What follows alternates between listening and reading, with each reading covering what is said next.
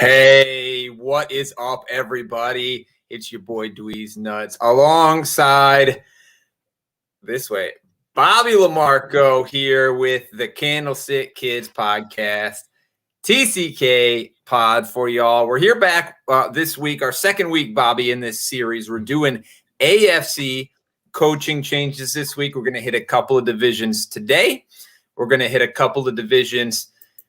It'll be live on Wednesday, probably drop on the podcast on Thursday, or maybe, I don't know.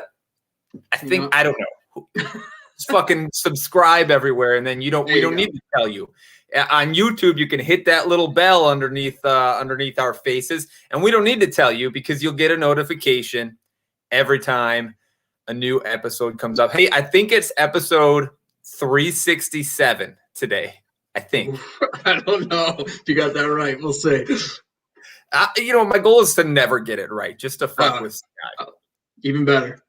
Below my name and below Bobby's name, you will see our Twitter handles. That's where you can reach out to us, connect with us. If you want to talk to Lucas, he's at Lucas_Kaser2 on Twitter. Sky is at TCK_pod on Twitter and fantasyfootball_TCK pod on Instagram, if you'd rather. But that's all the intros. How's your day going? Are you ready for a big AFC coaching changes? I mean, a lot more guys in the AFC now. Are you ready? Oh, yeah. I am ready. Actually, just today, like all the tags and all that stuff going on, got the blood flowing. I got really excited. But which one was your favorite so far, you think, of the non-tags or tag players? Everybody watching knows who my favorite one was. Right, Allen Robinson getting tagged to the Bears. That news came out actually really late after a lot of guys were seeing this guy's tagged, this guy's not, and nothing about my boy A-Rob. And I was starting to get a little nervous because there's no way he was going to sign a contract. But they tagged him. He will be back. He plans on playing under the tag, at least as far as I know. So one more year, a very expensive one, but one more year with our best offensive player. How about you? You got one of these tags or no tags that you really liked best? I think your hat might give away what you're about to tell us. Yeah, I got to say it's Kenny G. I mean, a lot of people know I love Kenny Golladay, but him being freed from that Jared Goff and whatever that Anthony Lynn disaster. I mean, I don't want to say it's going to be a disaster, but I'm not looking forward to it. And I just love the fact that he's going to be able to go somewhere now and pick his spot, take his money. Maybe the Giants. I'm a Giants fan. That'd be sweet. But overall, I love seeing like great players get the opportunity to go a place where they can flourish instead of being dragged down by a team for like 10 years. So I'll ask you then, historically speaking, last year was a little bit of an outlier, but historically speaking, big name receivers that go to a new team struggle that first year. We talked about it all week last week. Passing games and receivers in new offenses tend to take a little longer to come around. Diggs last year disproved that. Hopkins disproved that a little bit last year. Obviously, a lot depends on where Kenny G goes, but do you think his skill set is a first year in a new system? He can thrive? I mean, how hard is it to run straight down the field and catch a deep ball? Yeah, that's good. You know what I'm thinking in my head? I've thought a lot about this I'm going to have to look into this more too, because we saw, the Odell situation where he was a disaster year one for the Browns. And, this last year made you really think, is it a situational thing? If he goes to an established coach with an established quarterback, does that help his transition process? Does he get acclimated quicker, similar to Stephon Diggs and with DeAndre Hopkins? So that could be a factor in all this, but we have to I got to take a deeper dive. I'm tired of wondering, I keep bringing up Odell, Hopkins, and Diggs, and there's just got to be more research done on this. And I think even like your Allen Robinson, his first year in Chicago, he was good, but then it was his second year where he really kind of jumped off. So that could be another person to think about. But I think it's going to be based on ADP, where he's going. But a lot of those guys don't outkick their ADP. Like Hopkins was good, but he was drafted pretty much where he finished. It was Stephon Diggs that was a complete outlier. He was just awesome. So I think that's another factor in all this. Yeah, last season, get with Lucas if you can, Kaser. Last season, going into the offseason, he did a ton of that research, and we broke it down on a couple of different shows last offseason, preparing for the DeAndre Hopkins thing. The only thing I really remember is that Brandon Marshall was the standout guy that moved teams and succeeded. Most everybody else struggled, but I think he's got the research, man. Don't do it again. Don't reinvent the wheel. Just talk to our boy out there in Iowa. He'll get you hooked up. There you go. All right. Look, if you guys want to know more, obviously a lot more happened. A lot of guys got signed or franchise tagged. Some people were told, hey, we're not going to tag you. You're free to go. Obviously, you've probably already heard about Dak Prescott and his insane contract that he got. Sky Glasgow, our TCK man, he's going to pop on here for a live session after ours, and he's going to break down all of these moves that happened or didn't happen in the NFL today. I think it's going to drop on the podcast probably sometime tomorrow as well. But tune right back in here, anywhere you're watching this right now, and he'll kind of help get a lay of the land of where we are moving into free agency, which starts, next week, I think, right? The 14th, isn't that right? Yeah, next week. So fucking excited. God, I love it. You're not wrong, dude. Those little notifications popping up on my phone, it just feels good when something happens. And we're going to have this stretch of time and then another big void of nothingness waiting for the draft. But we'll enjoy it while we're here. Before we get to free agency, though, we've got to do this coaching changes in the AFC. We've got to finish off our coaching changes. Look at what schemes are coming to teams and how it might affect fantasy players, the guys that you might have on your dynasty rosters. Maybe it might affect your draft or don't draft list for your redraft leagues. Maybe affect some of the trade offers you're throwing out there. Big trade time. I don't know about your leagues right now, but my fucking leagues are going trade crazy right now. So all good information for us to follow. We're going to start it off here in the AFC North. Okay, we don't have a ton of changes in the AFC North, but the first two teams we're going to talk about, the Bengals and the Browns here, these are two teams with second-year head coaches, with second-year – or Zach Taylor's a third year, right? Third year, second or third-year head coaches, offensive coordinators, still new systems. Even Taylor, who's a third-year coach now, he's got a second-year quarterback here. So really looking at guys trying to succeed in a second year of a system, whether that's Zach Taylor and Brian Callahan in Cincinnati or Kevin Stefanski and Alex Van Pelt in Cleveland. So what are you hoping to see or expecting to see out of either of these two teams going into year 2 or 3 with the guys and systems? Well, the Bengals, first off, I want Joe. You want to make sure Burrow is healthy and obviously come off the injury, but they need to address that offensive line. It's been a disaster. And I think that's been the biggest hiccup for Joe Mixon owners over the last couple of seasons is that they basically have no offensive line. And Jonah Williams, who was their first-round pick a couple of years ago, has been injured most of the time he's been in the NFL. And the problem was 2 years ago they replaced him with Cordy Glenn, and then they let him go, and then they didn't replace anybody else, and it was just disaster all over again. So they do have some moving parts on the offensive line that need to be addressed in the draft this year. You would hope that A.J. Green is out the door, John Ross is out the door, and how is that going to affect guys like T. Higgins and Tyler Boyd?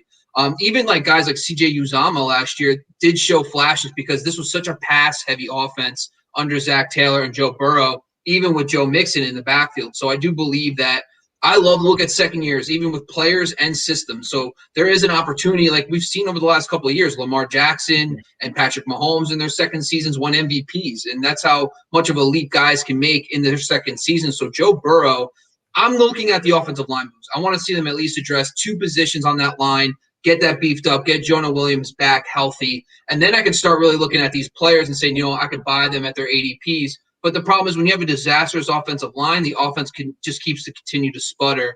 But that's pretty much how I feel about the Bengals. I don't know if you want to just jump in. Any thoughts on that before I jump into the Browns? Yeah, when you start looking at the players on this team, obviously T. Higgins started to kind of click a little bit with Burrow last year. So, watch that ADP. There is some potential there. But you said it, man. I mean, nothing works if your offensive line doesn't work. I mean, Dak Prescott works without an offensive line. That's why he got his $66 million signing bonus. But nothing else works in the NFL without an offensive line. So that's got to get together. Let me ask you this question, okay? So people have been holding on and trying desperately to claw onto reasons to maintain Joe Mixon hope. Are you a Joe Mixon believer in general? And let's say his ADP is middle of the second round again this year.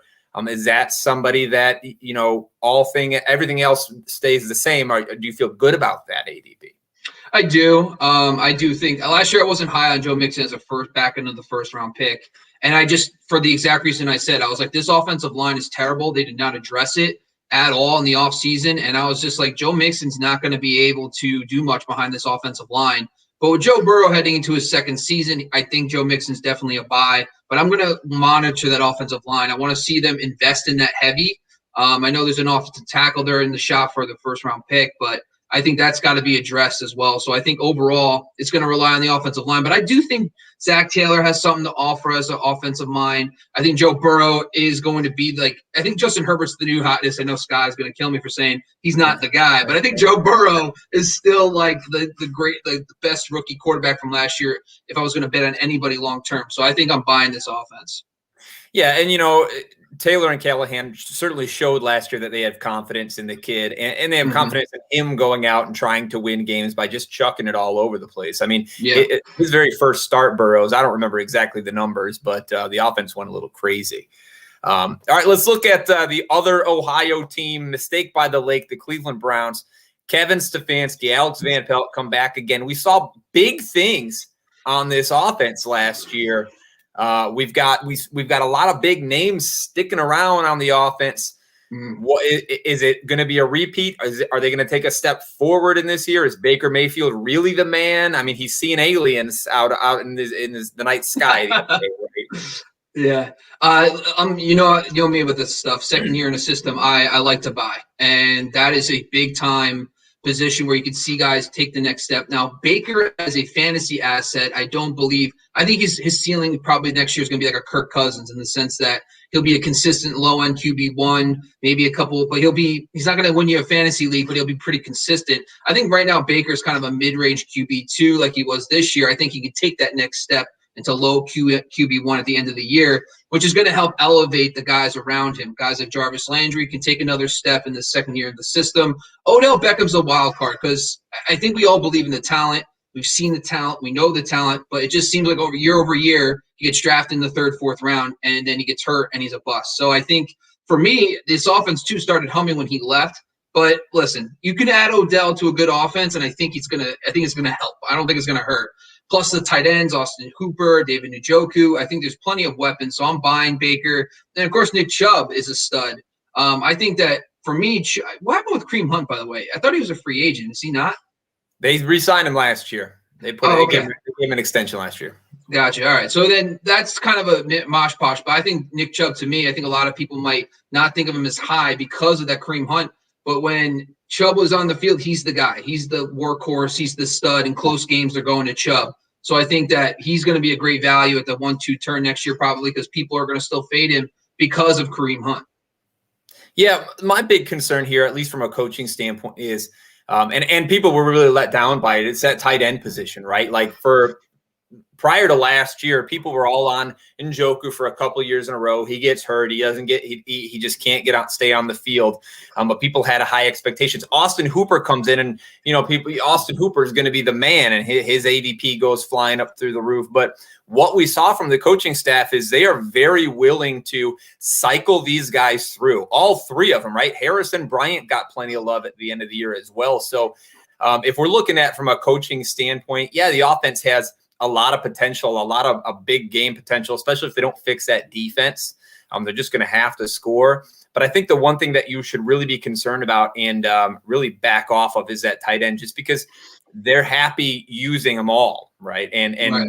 Yeah. It's one of these things, again, where if you pick one of them on your team, you have to guess which week to play them, and you're going to guess wrong more often than not. But nice offense to want to get a piece of here, second year in the system. So I like a lot of the pieces. I like a Donovan Peoples-Jones there as a potential guy who started a little bit later on. He's taken a while to learn the system.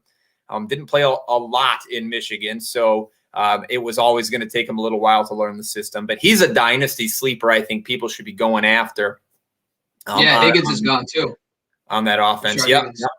So some pieces. All right, let's move on then. Let's go to the Baltimore Ravens. This is a team that there's not a lot of change, right? Harbaugh's been the coach there for a while. Now, Greg Roman, offensive coordinator, came in, I think it was 2018.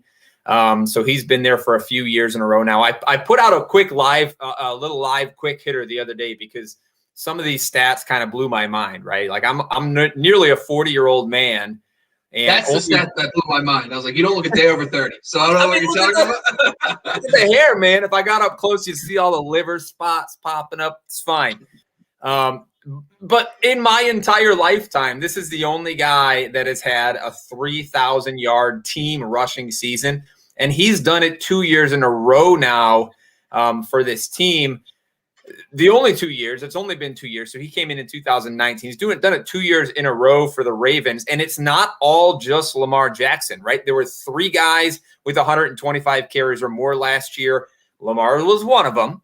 3 guys with 5+ yards per carry, 3 guys with at least 6 rushing touchdowns. Like, this is the rushing offense you want to be a part of. Greg Roman is a historically great run game offensive coordinator. And I don't care how bad Lamar Jackson is at throwing the ball. I don't care that every defense in the league is coming prepared to stop the run, both from Lamar and this year probably from Dobbins as well. He showed his ass a little bit at the end of the season. Greg Roman knows how to make it work anyway. And I expect big things from Dobbins. I expect big things from Gus Edwards and rushing work from Lamar again. And it all comes down to the coach, the scheme, and the system for Greg Roman here for me. So I'm a buy at any price on those guys.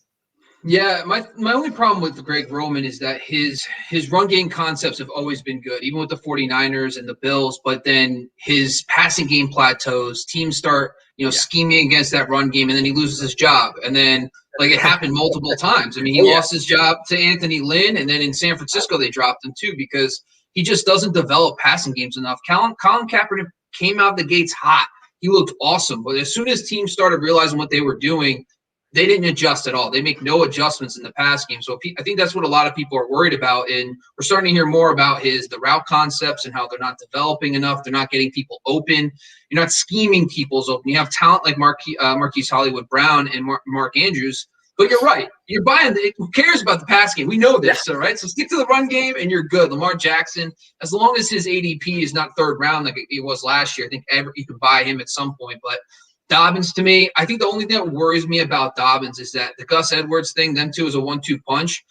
Edwards is very involved, and they're not really involved in the pass game. So that worries me because he could be completely taken out of games. He can have 10 carries for 50 yards, and that's it. And then in PPR, that's nothing, So that does worry me a little bit. But Mark Ingram being out is good news. It at least narrows it down to 2, right? So I think that's a positive step. But overall, I am worried that Greg Roman. I hope they can do something in the pass game this year.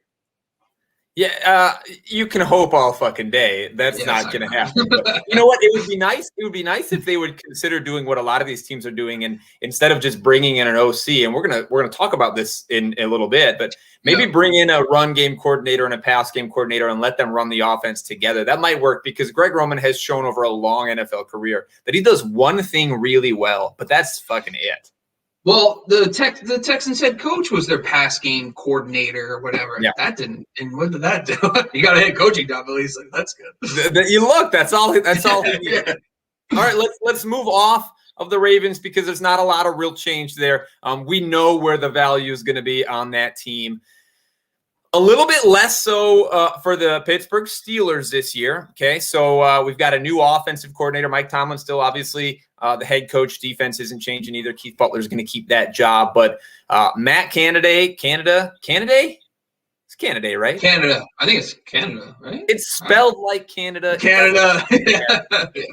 He's coming in here to replace Fitchner, who lost his job last year. He did a little bit of work there at the end of the season as sort of like a sort of interim OC on that team. Look, this guy has not had a lot of coordinating experience in the NFL, not a lot of experience in the NFL at all. In fact, last year he was the quarterback's coach, did a little bit of quote unquote interim coordinating at the end of the season. But he's been coordinating offenses in college for quite some time. Now, obviously, when a coach moves from college to the NFL, we don't know how much of his schemes and that sort of thing are going to kind of carry over. And specifically for guys like Canada, I don't know, like Matt. Look, he's done a lot of different things on his different teams based on his personnel, right? He was the offensive coordinator in Wisconsin, ran 22 personnel on like 80% of his snaps, just ran a power game with Monty Ball, right? Ran 11 personnel in a spread offense with Jacoby Brissett in NC State. Kind of has it all in his bag of tricks, has had a lot of experiences he can bring here. But the three things that kind of pop up for me that are consistent is that he just fucking loves the play action pass. He loves to run a power run game where he's got multiple lead blockers. He's pulling linemen. He's doing whatever he can to get lead blocks out ahead of inside runs. And he likes some really strange, wild formations and pre-snap motions. Things like at LSU, there was a play where the entire offensive line got up and switched fucking sides before the snap. A lot of weird and crazy shit, which last season, Big Ben shut the fuck down, right? Big Ben was like, we're not doing that dumbass shit. We're not going to run any fucking play action either, because Ben Roethlisberger ran the 33rd most play action passes last year of any quarterback in the league. Like, he's back on this team. Matt Canada, whatever his name is the new coordinator on this team. I see these two guys just button heads all day because Ben likes an offense one way and Matt's offense is the exact opposite. I don't know what's going to happen on this team. Where's your head at on this team and these two specifically?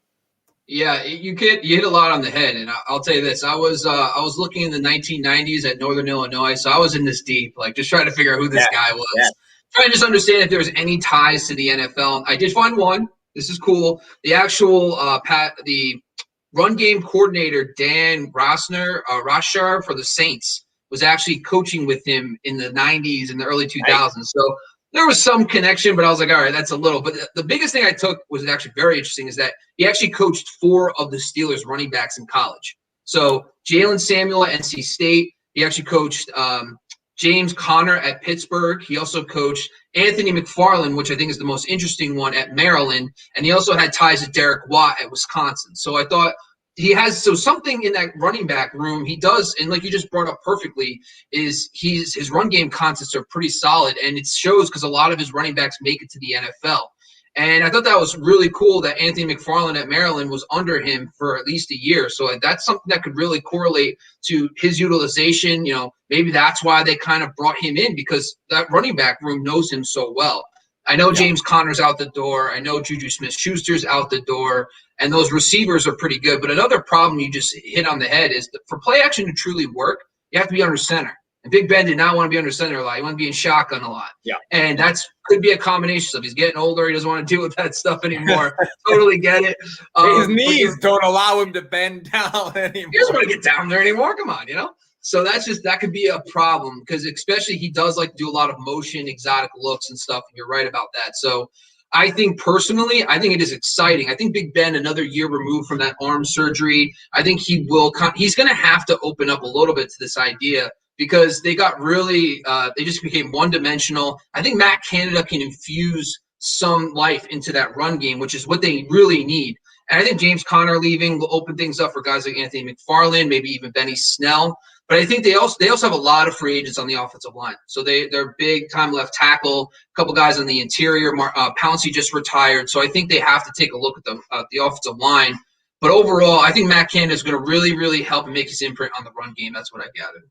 Yeah, it should be pretty good. I did have some concerns, right? Like I guess I didn't put it together that he coached almost every running back. Trey Edmonds is the lone man out here who had 9 snaps last year, so it's not like he's really missing out. But when I looked at the kind of run game that I think he's going to try to run here for the Steelers, it didn't seem to fit really well with what Anthony McFarland has done in the past, or Benny Snell is good at either, right? Like these power run games where you have extra guys, extra tight ends, you're running either 12, 22, whatever it is, personnel, so that you get extra blockers in there. That means you're going to have stacked fronts a lot when you're running the ball. Anthony McFarland 1.8 yards per carry against the stack box. Benny Snell's career is 1.7 yards per carry against the stack box. Like, these guys just don't do that really well. Like, he may be willing to change it up if he's coached these two guys before, knows how to use their strengths.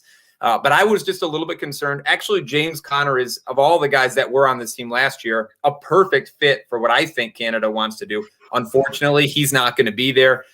So interesting to watch, because a running back is going to succeed on this offense next year in that scheme. It's just going to be a matter of who's going to win that job in camp. How much is Canada willing to change his scheme to fit these two guys? Anthony McFarland was one of my favorite backs coming out of college last year. I would love to see that happen. I just don't know that he's like a 5'9", he's like 195 pounds or something. So I don't know if he's got that game in him. But on the wide receiver core, I'll just say real quick, I think James Washington and Deontay Johnson seem like they're much better suited for the different kind of creativity than a guy like Chase Claypool. Claypool's going to probably be drafted much higher than Washington, certainly. I think he'll be drafted pretty close to Deontay Johnson just because of the insane playmaking ability he has. But on an offense like this, I like to go and snag the guys like James Washington quick, underneath, can do a lot more things. I watch him run a bunch of jet sweeps this year, but might be some value there. But we'll see. Going to have to watch this offense in camp. Who do you think kicks into the slot out of those three guys? You know what? They're probably going to move Washington. I think he's a little bit quicker, and they want to lead Deontay Johnson on the outside, is my estimation. Yeah. Both of those guys could play in the slot, I think, just fine. I think they'll move Washington in there just because they want to use Johnson on some of those bigger corners or those better corners anyway, and sort of fuck with that. But we'll see. Got to watch. Again, it's a guy it's a coordinator that's done a lot of different things in his career. So it's going to be important to watch camp, watch the beat reports out of camp to see, one, which running back is going to succeed, and two, how much the offense really is going to change. All right, so let's move off the NFC North there. Not a ton of change, but some interesting stuff there for sure. Let's move on then to what do we do in the East here? Yep. All right. I mean, we can do the West if you want to switch it up. I'm unprepared for the West, but now let's go AFC East, huh? Sounds like a plan. How about them Buffalo Bills? Sean McDermott, Brian Dabble. Again, another guy I don't know how to say his last name. Dabble. Yeah. Cool. Tell me all about these guys. Tell me about this team, the scheme, and why I should want every piece of this offense I can get. Continuity, man. I mean, like, that's the name of the game. Dayball, listen, you got to be excited as a Josh Allen dynasty owner, or Josh, just in general, to draft him, because Dayball was a very popular head coaching candidate, and he ended up staying. You're probably on borrowed time, especially if they take another step. I mean, listen, you got Stephon Diggs in his second season. Now, the biggest outlier we've ever seen, outside of Brandon Marshall, like you brought up, that really emerged in his first season. Imagine what he can do in another year in this offense with Josh Allen. I think the biggest question mark really comes from that run game, because they really did a lot of – it was like the younger version of Big Ben but it actually worked. Like, the Bills just completely abandoned the run, and it worked because Josh Allen's throwing to, like, Diggs, and he's just running around all over the field. So I do think that run game is the one thing that I find interesting, because Dayball – remember Peyton Hillis, like, adding Peyton Hillis? That was Brian Dayball. Brian Dayball was his OC. Like, that's how crazy it is, right? And then, like, Jamal Charles had a completely monster rushing campaign under Brian Dayball in Kansas City. And then he comes to Buffalo, and they don't really have the run game, and he just completely changes it over, and I love that. Because it's like, listen, you got it. That's what you want to see from a coaching staff. You play to your strengths, and they even abandoned the run one game completely. So I think the other thing about this, though, is can Zach Moss really take another step? You know, he's got to stay on the field. That's important. But Singletary is a better suited 1B or maybe a number 2 back on that offense, because Zach Moss as a pure runner would be fantastic, especially he's going to have plenty of scoring opportunities. Now, there is some rumblings that they do want to go out and get a tight end. Obviously, I don't think Dawson Knox necessarily is it, but at the same time, like, if you infuse a pass-catching tight end, let's get crazy and say Jonnu Smith, it would be interesting to see how they kind of – does that affect a guy like Cole Beasley, John Brown, like, or is it going to just be like, are they just going to take another step? I just don't know. But overall, you got to buy continuity. Trust me, don't overthink it. Buy these guys, especially even John Brown and Cole Beasley later in drafts. Cole Beasley PPR could be big values this year. Great value. You keep saying take another step, but look, this offense was number 2 in points, number 2 in yards. I don't know how much bigger a step they can take. Maybe it'll regress back to 5, but continuity is right. McDermott, Daboll, they've been here together since 2018 with Josh Allen since 2018. They've gotten better and better and better every year that group has been there. You mentioned guys like John Brown and Cole Beasley all coming back.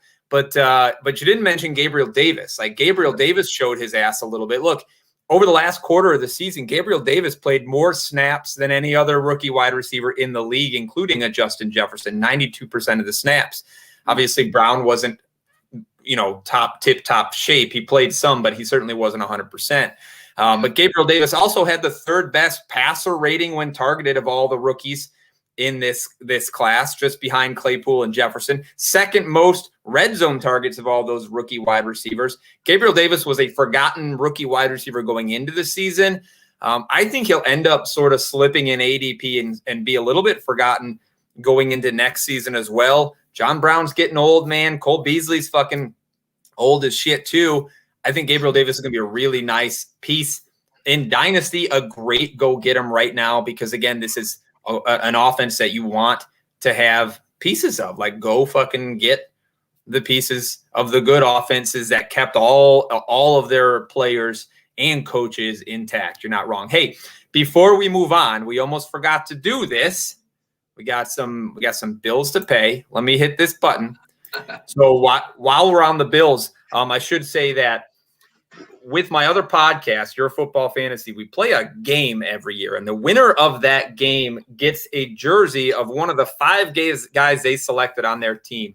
In 2019, I won. I beat all the whatever it was, 55 people that played, and I got a signed jersey to go on my wall. It was a Devin Singletary jersey because I was all fucking about some Devin Singletary. Of course, last year I was all about Zach Moss too, so maybe I need to put a Moss jersey right next to him.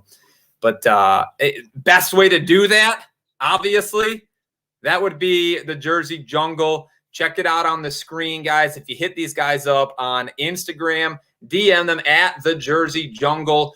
They will hook you up. They have beautiful jerseys. These are game quality jerseys that you can get at $60 regular price, which is half of what they cost if you go to NFL.com.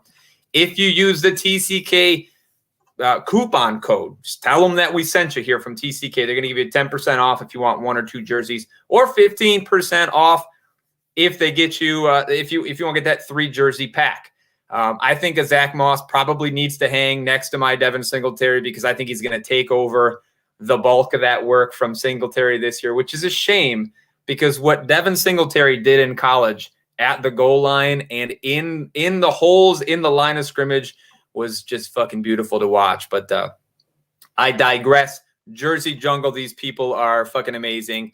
Go get yourself something beautiful. Bobby, if you're buying a jersey today, what would it be? Lawrence Taylor. Lawrence, not a New York Giants Kenny Galladay. Look, they do custom jerseys. That happens. You can buy the jersey and make it happen, okay? That's true. Listen, my most embarrassing jersey, while we're on jerseys, I have a Jesse Palmer jersey when he was the backup, because I hated Kerry Collins so much, and then became the Bachelor. So it's even worse now. So that might be worth something someday. You hold on to those, okay? Yes, that's beautiful. All right, let's dive back in here.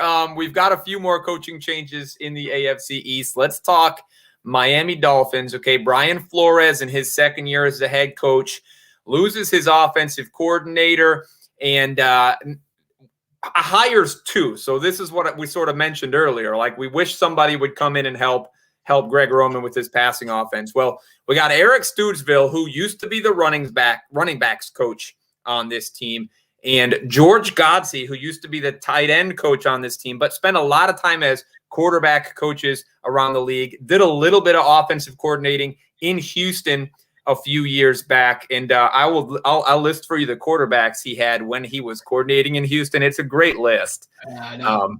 But this is an interesting situation, because they are co-offensive coordinators, which makes our job just a little bit harder, because neither of them have a long history of play calling or offense designing. But that's what we're here to do. We're here to tell people what's going to happen. So what the fuck's going to happen? All right, so just the background. I like to go to the coaching background first. And so George Godsey, he actually coached with Brian Flores in New England. Those guys go back to Bill Belichick. He was actually the tight ends coach when they had Aaron Hernandez and Rob Gronkowski pretty much featured in 2011 and 2012. Yeah, right, of course.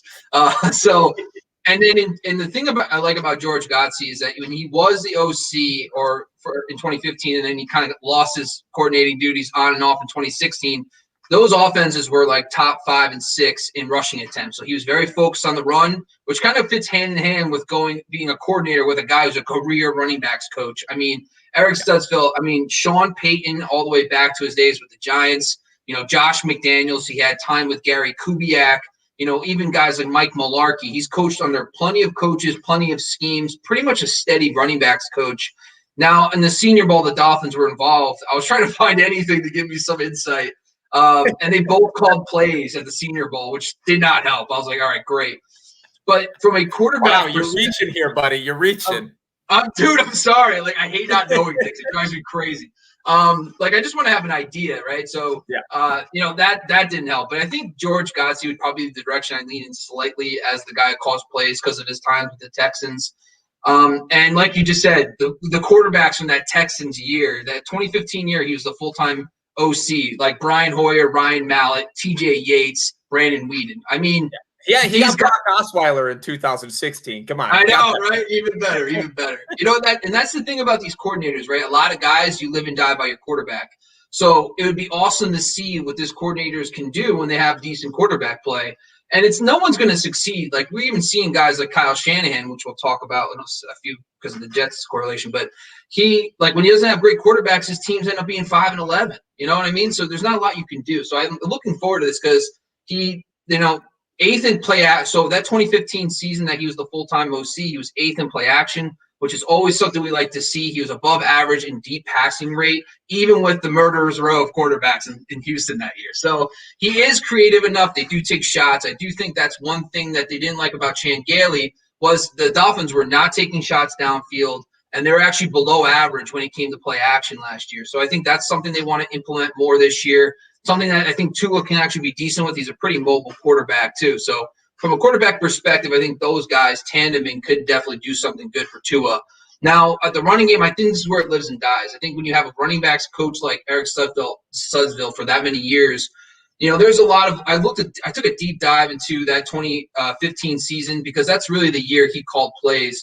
They gave Arian Foster and Alfred Blue 18 touches a game when they started and finished games. So that's a pretty healthy dose of touches for those guys. And even last year, Myles Gaskins had 18 touches per game in the 10 games. He was the featured back before injuries hit him too. So the running back position is going to be huge. I think we're already hearing noise about Aaron Jones potentially going down here. I think that he could have an opportunity to be a featured back. And I also like Gaskins. I think he was awesome last year. So if they don't get anybody, I think this running back position is going to be solidified. We show it with George Godsey, or whatever his name is, back in Texas for the Texans, but we also saw it last year with the Miami Dolphins. And then for the receiving core, like my thing is with the receivers, like we saw in that 2015 season, DeAndre Hopkins had like 190 targets. They featured because they basically say, hey, we're going to just give it to that one guy. And I think if Devontae Parker continues to be that one guy, listen, Tua, we can say what we want. We're not sure we know about Tua yet. But they did feature a true X receiver. They featured DeAndre Hopkins on the outside. And Parker has shown to win one-on-one. He's a pretty good receiver. He really flourished under Ryan Fitzpatrick. So I do think that, when he was healthy last year, he was still getting about 8 targets per game. So I think he could definitely be a solid buy in the mid-rounds, especially if Tua takes the next step, especially in this type of offense. And then my last point, just the tight ends, is just, there isn't a lot of information about the tight ends, but George Godsey was a tight ends coach with the Dolphins, of course, but also with the Patriots. So he does have tight end background. So that does give you some optimism. And plus what he did, he was actually the position coach for Aaron Hernandez and Rob Gronkowski in that one season. They really had a dominant year. I think that's important to note because he knows the importance of having a flexible offense featuring tight ends. So Mike Gesicki could take another step in this system. Yeah, and Gesicki last year with Tua before Gesicki got hurt, was getting a lot of work. Obviously, Tua had some trust in him, so I like that. But, I've got a bunch of research here. You pretty much said it all. Chan Gailey was not a very creative coach on offense, but he, going way back, just like Greg Roman, really good at putting together a run scheme, and that's why that team could run the ball. Even when guys like Salvin Ahmed, rookie from Washington, steps in last season, he was successful. I think the reason that they promoted Studsville up here along with Godsey is to make sure that they kind of keep a lot of that run scheme in place. But it has to be all about the balance with Godsey, right? When Godsey came into Houston, the year prior, they were number 30 in pass attempts. They bopped all the way up to number 9 in pass attempts that year. Obviously, he's interested in going down the field. And again, that's with Brian Hoyer, Ryan Mallett, right? It's not like he had great quarterbacks, but he saw the importance of balance on offense. 5th in rushing attempts, 9th in passing attempts. He sees the balance in offense as important. And, another reason for a guy like Godsey, who spent a lot of time coaching quarterbacks, maybe he's there to help kind of promote Tua's growth. I love when positional quarterback or positional coaches rather get hired to teams where those positions are weak. We'll talk about that with the next team that we're going to get into as well. But I love that because it has to help you understand that team is prioritizing the growth of their young players. I think they're going to go all in on Tua. I know there's a lot of rumors about other quarterbacks going, maybe Tua leaves. I think they're going to go all in on Tua, lean on the run game that worked last year, and allow Godsey to sort of expand the pass game for sure. All right, let's talk New York Jets, which is our first and only total overhaul of the day. Everybody's fucking out in New York, thank God. Adam Gase is one of the worst coaches of all time. Robert Saleh coming in to take the head coaching job. Mike LaFleur, yes, that is the younger brother of Matt LaFleur. Mike LaFleur is 3 years old. Makes me feel so old. Jeff Ulbrich coming in to take the defense. So a whole bunch of new guys here. 2 of them, at least head coach and offensive coordinator, come from the same system, worked together. I know you were probably about to tell us that. I won't say much. I'm going to let you go. Obviously, you've done your research today. I love what you're giving up. It's fucking gold. So tell me about this Jets team. Tell me about this Jets offense and what's going to happen on what was just the hardest team to watch play football last year. Free them all. I mean, Adam Gase, by the way, God, he is just the worst, man. And the worst part is, people are talking about getting him like offensive coordinator jobs. I'm like, what are we doing? Like, outside of Peyton Manning, he's done nothing. But you know what? Forget it. Everyone's all better off. He's in Chicago for a year. One year in Chicago, yeah. He was fabulous. Was it Smoking Jay Cutler that year, right? Yes. Yes. Right. So the one thing I will say is there is going to be a lot of moving parts. So I'm just going to focus just on coaching because Sam Darnold might not even be the quarterback. I totally get all that. But Adam Gase refused to do things that were creative. He refused to feature his best players. It drove people crazy. And that's going to be the complete opposite kind of thought process here. And what I mean by that is the one thing I noticed from the Shanahans is that Kyle has been a little different than his dad's years and when he was just an OC versus a head coach. A lot of that might have to do with the carousel at quarterback. But the one thing I will say is early on in Kyle Shanahan's career, he kind of had a set template. He featured a true X receiver. Julio Jones had a 200-target season. Andre Johnson had back-to-back 170-yard target seasons under Kyle Shanahan. And Pierre Garçon, crazy enough, had a 180-target season. So he did feature a true number one for early on in his career. And then over the last couple of years, it's been kind of a revolving door. Even guys like Marquise Goodwin got 100 targets. But he hasn't been able to feature one guy because Debo has been on and off the field. Brandon Ayuk's a rookie. He's just on and off the field. But I do believe that there is a fixture of a true X receiver. Now, Denzel Mims makes the most sense to be that guy as the receiving core. Rashard Perriman might be out the door. And then other things, it's just that they don't really have another true guy. The Jets are one of the prime teams with a lot of money. They can bring in a guy, maybe like Kenny Golladay. I don't know. But I hope not. Just go to the Giants. Just make me happy as a fan. But anyway, but when I'm looking at the thing with the best part about Kyle Shanahan's scheme, when you're talking about quarterbacks and play, they're going to use a lot of play action, which is awesome. But they're just their run game is so epically beautiful. It's insane. And I think the one thing that it feeds off that passing game is all the movement, the ends arounds, the jet sweeps. We've seen all that. happening with Deebo Samuel. Me and Sky were talking about his yards. ADOT was like 2 yards. For a wide receiver was 2 yards. It's completely mind-blowing. So he's definitely willing to adapt his scheme. He's also adapted to positions. So we saw guys like George Kittle become the fixture. Like I just touched on Andre Johnson and Julio Jones. Well, George Kittle is his best player. He features George Kittle. That does offer a lot of upside for a guy like Chris Herndon. If Chris Herndon can turn it on, learn the system and actually show that, because he has the talent. And I do believe that this is the type of system that you want to buy a tight end in, because we've seen guys like Owen Daniels, for example, Fred Davis, Chris Cooley. We're talking some old school tight ends that had dominant over 100 target seasons in this system. So I think the tight end is a fixture. And that also does lean to fade running backs in the passing game. We do see a lot of guys like Alfred Morris, for example, a long time ago was an absolute monster in this system. But he's given – unfortunately, since Carlos Hyde, which is, crazy to think Carlos Hyde's our linchpin for this discussion, but Carlos Hyde was the last healthy 16-game starter he's had at running back since – that was 2017, because every year before 2017, he's had a featured back. Devonta Freeman was the number 1 RB in fantasy in 2015 under Kyle Shanahan. So, even with Carlos Hyde, he had 299 touches that season. So he's giving guys 300 carry touches seasons every single year. And then all of a sudden it hits a wall because he tried to feature Matt Breida in 2018. Matt Breida was on his way to a solid season. He gets hurt. And then 2019, it was a mosh posh of guys. It was Breida. It was, Tevin Coleman and Mostert. And I think we get lost sometimes in the end result, but I think he does want to feature a true number 1 running back, because anytime he has a guy with a hot hand and he knows it, he rides him. We see it with Jeff Wilson. We saw it last year in that scheme. I think that's what kind of Mike LaFleur, his brother, does the same thing. They do have a lot of running backs rotating in and out, but when they have a guy who's hot, they ride him. And I think the Jets situation is just a clean slate. I think if we go into this offseason, we got to watch this team, because whoever they bring in on free agency and in the draft, there could be a lot of value on this team in a better offensive scheme.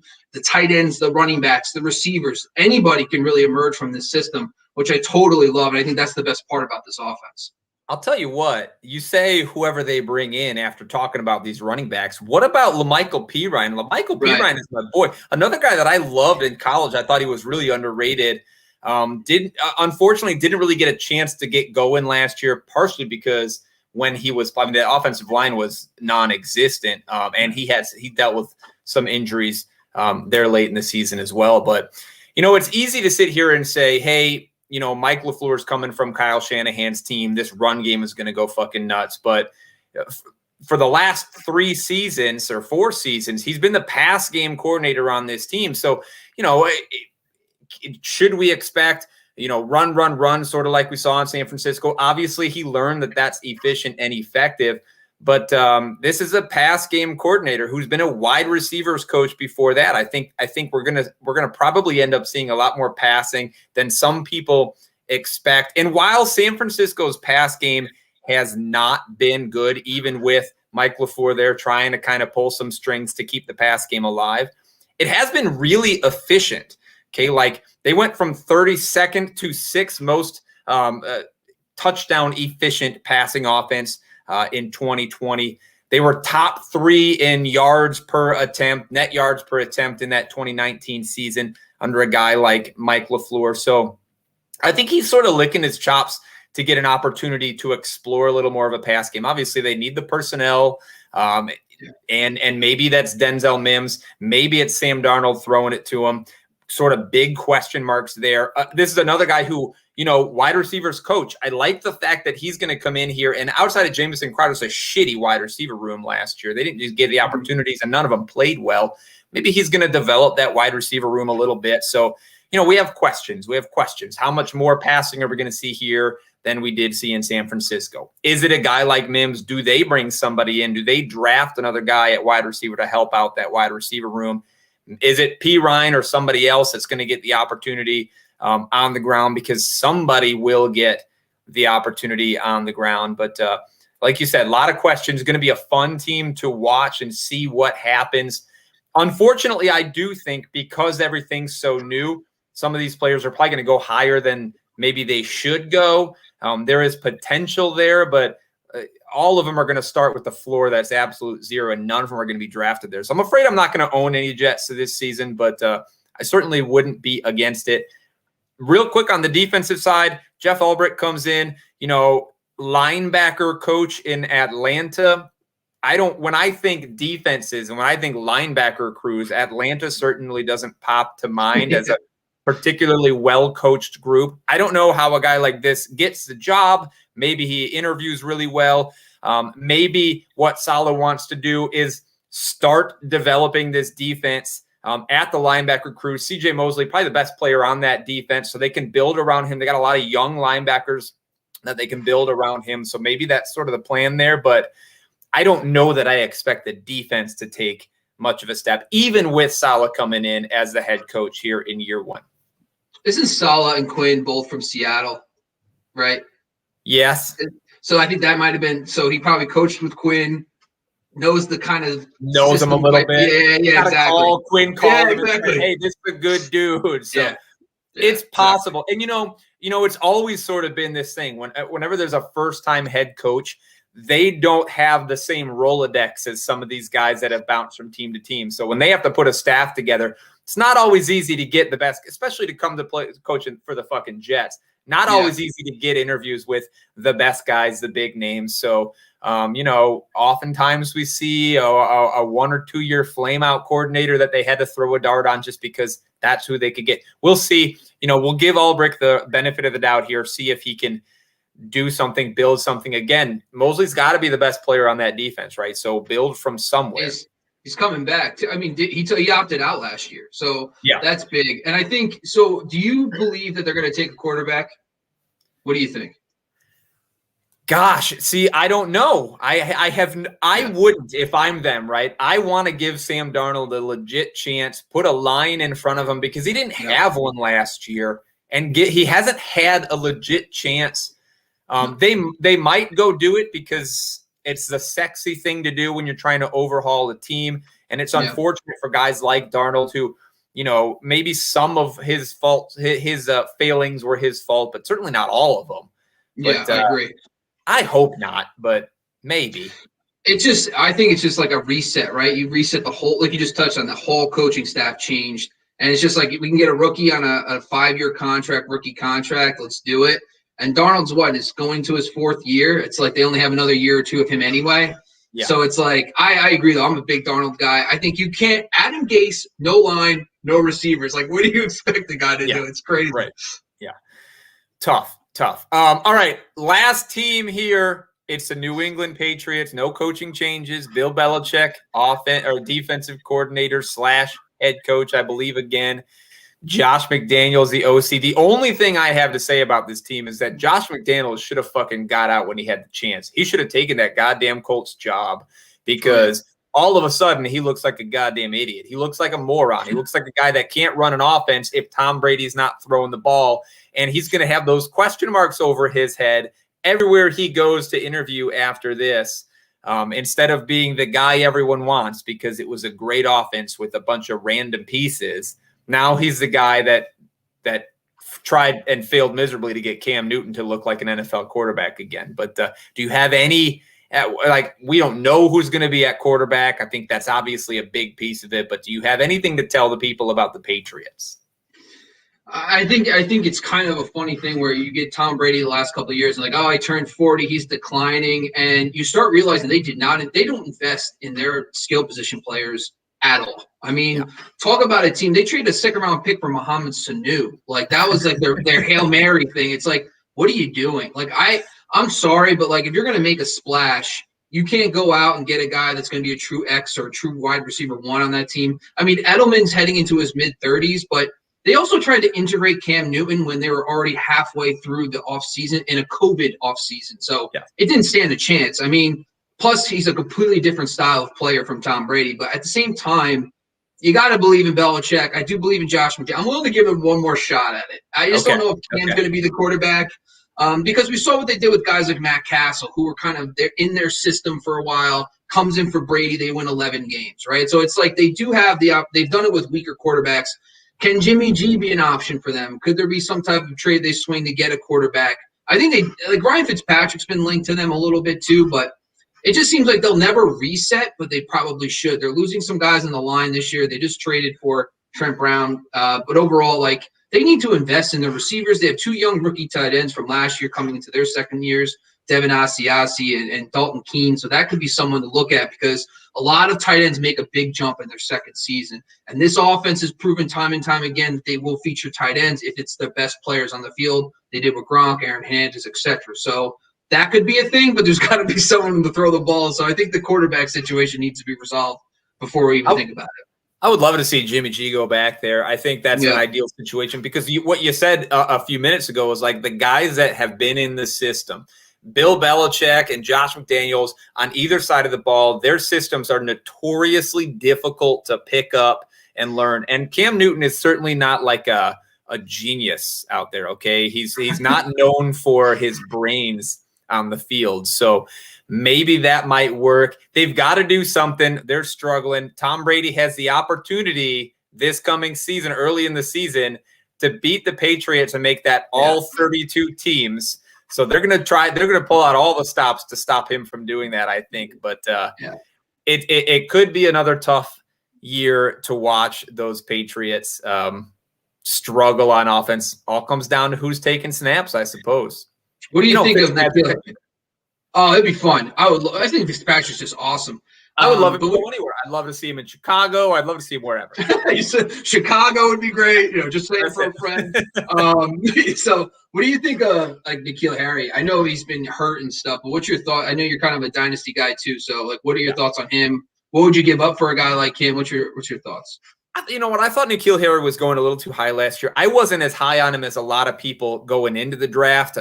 Personally, I think he does a couple of things relatively well. He's a pretty good deep ball guy. He's a really nice end zone target kind of guy, which he struggled with last year. Even when he was playing well, he did not pull in a lot of really catchable end zone targets on those fades or on those post corner routes. So, I'm not very high on him, and I'm not buying him anywhere. I wouldn't buy him for like if I could get the guy for a 3rd round rookie pick, which you probably can't.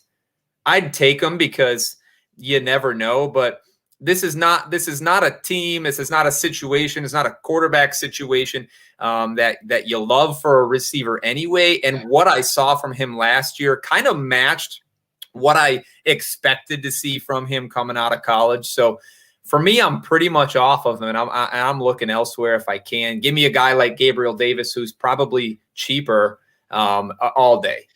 Yeah. Better offense. Come on, everything. Do you think I know Nick Saban and him are boys. Do you think they have any shot at Matt Jones?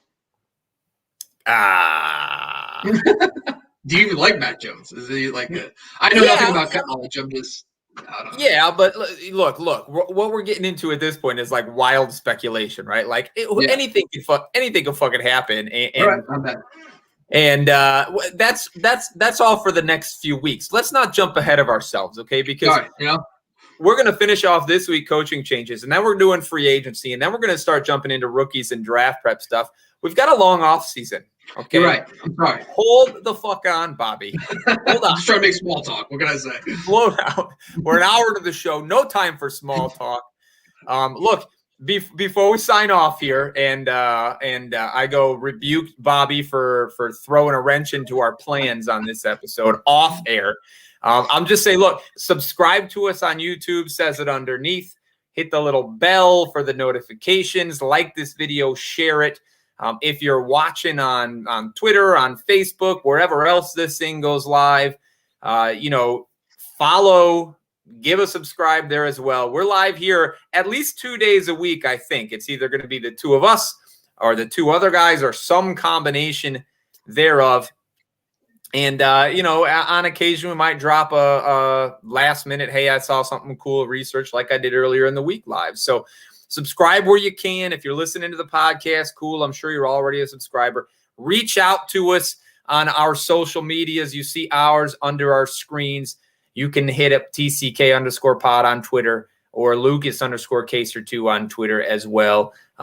Chat with us. Talk to us. If you catch us while we're doing a live show, send us some comments, and we won't ignore you. We ignored some comments today because I forgot. It's late where I am, Bobby.